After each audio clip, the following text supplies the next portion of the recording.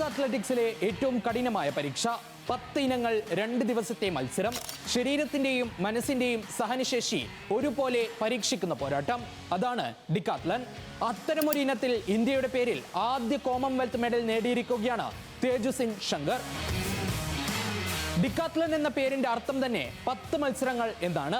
ആദ്യ ദിവസം 100 metre, long jump, shot put, high jump 400 metre. രണ്ടാം ദിനം 110 metre hurdles, discus throw, pole vault, javelin throw 1500 metre. ഓരോ ഇനത്തിലെയും പ്രകടനത്തിന് പോയിന്റ് ലഭിക്കും. ഏറ്റവും കൂടുതൽ പോയിന്റ് നേടുന്ന താരമാണ് ജേതാവ്. അതുകൊണ്ട് തന്നെ ഡിക്കാത്ലൺ ചാമ്പ്യനെ ലോകത്തിലെ ഏറ്റവും സമ്പൂർണ്ണ അത്ലറ്റ് എന്നാണ് വിശേഷിപ്പിക്കുന്നത്. ഡൽഹിയിൽ ജനിച്ച തേജസ്വിൻ ശങ്കർ ആദ്യം ശ്രദ്ധ നേടിയത് ഹൈ ജമ്പിലൂടെ. 2022 ബർമിംഗ്ഹാം കോമൺവെൽത്ത് ഗെയിംസിൽ ഹൈ ജമ്പിൽ വെങ്കലം നേടിയ താരം പിന്നീട് ഡിക്കാത്ലണിലേക്ക് ശ്രദ്ധ കേന്ദ്രീകരിച്ചു. ഇത്തവണ പക്ഷേ വെല്ലുവിളി പരിക്കായിരുന്നു. ജമ്പേഴ്സ് നീ എന്ന പരിക്ക് കാരണം ഹൈ ജമ്പ് മത്സരം ഉപേക്ഷിക്കേണ്ടി വന്നു. ഡിക്കാത്ലണിൽ പങ്കെടുക്കുമോ എന്നതുപോലും സംശയമായി. എന്നാൽ 4 ദിവസത്തിനകം മുട്ടിൽ ബാൻഡേജുമായി താരം വീണ്ടും ട്രാക്കിലെത്തി.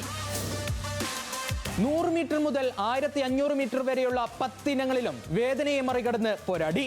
ഡിസ്കസിൽ വ്യക്തിഗത മികച്ച പ്രകടനം, ജാവലിനിൽ സീസണിലെ മികച്ച ദൂരം. ഒടുവിൽ 7976 പോയിന്റുമായി ഇന്ത്യയുടെ ആദ്യ കോമൺവെൽത്ത് ഡിക്കാത്ലൺ മെഡൽ ചരിത്രമായി. ഈ വെങ്കലത്തോടെ ഹൈജമ്പിലും ഡിക്കാത്ലണിലും മെഡൽ നേടുന്ന കോമൺവെൽത്ത് ഗെയിംസ് ചരിത്രത്തിലെ ആദ്യ ഇന്ത്യൻ അത്ലറ്റ് എന്ന നേട്ടവും തേജസ്വിൻ സ്വന്തം പേരിലാക്കി.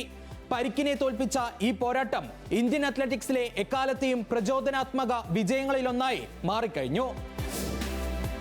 പരിക്ക് തടസ്സമായില്ല, വേദന തോൽപ്പിച്ചില്ല. 10 ഇനങ്ങൾ, 2 ദിവസം, ഒരു ചരിത്രം. തേജസ്വിൻ ശങ്കറിന്റെ വെങ്കലം ഇന്ത്യൻ അത്ലറ്റിക്സിൽ ഏറെക്കാലം ഓർമ്മിക്കപ്പെടുന്ന നേട്ടമായി തുടരും.